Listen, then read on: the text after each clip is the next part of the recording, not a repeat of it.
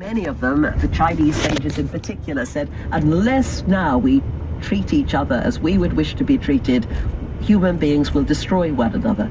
And that has never been more true than today, thanks to the weapons that we've created. Yeah, I mean, if compassion is the core of all the world's religions, as you write and argue, why do they seem so divisive? Because a lot of people just don't want to be compassionate. They'd rather be right. And people use their religions to make them, instead of surrendering the ego, to enhance their identity.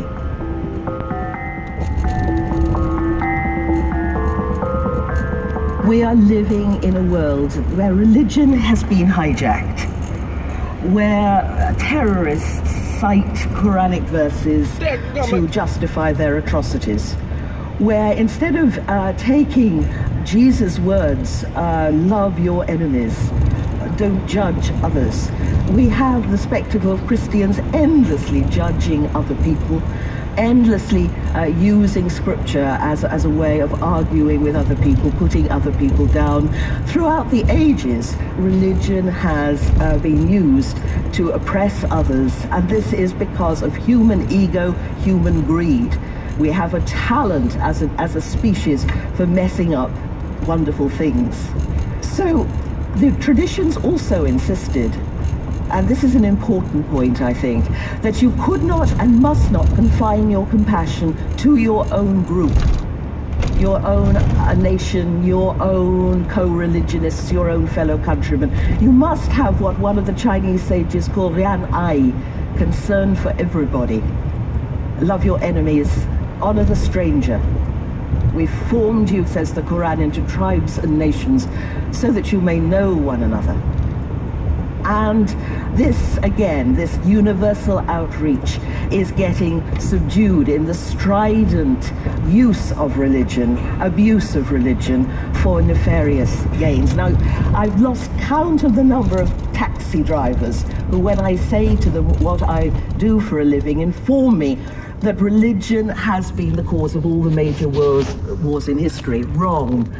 The cause of our present woes are political.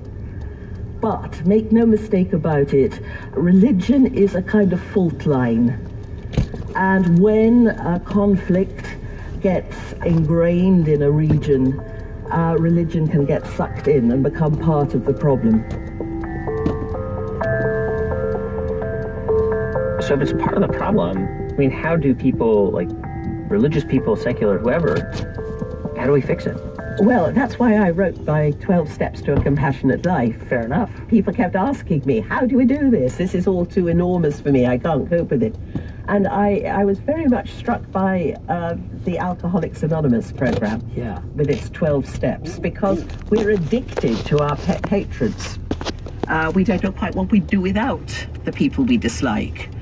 We meditate on their bad qualities, and they become almost our alter egos, everything that we are not.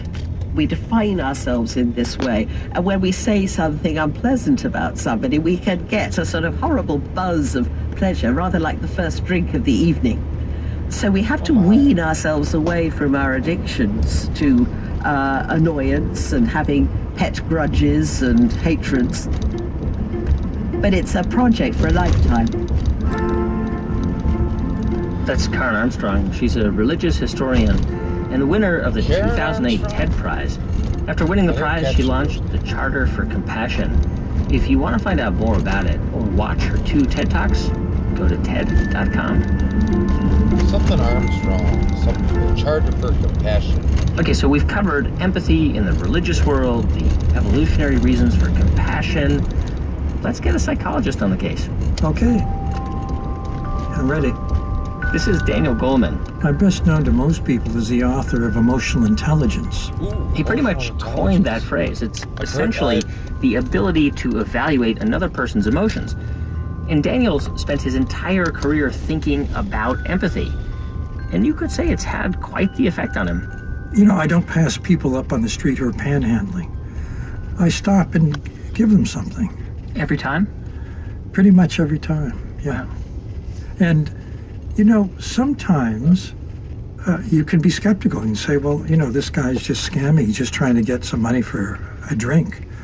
On the other hand, it's not really about what that person is going to do so much as what it evokes in us and whether we pay attention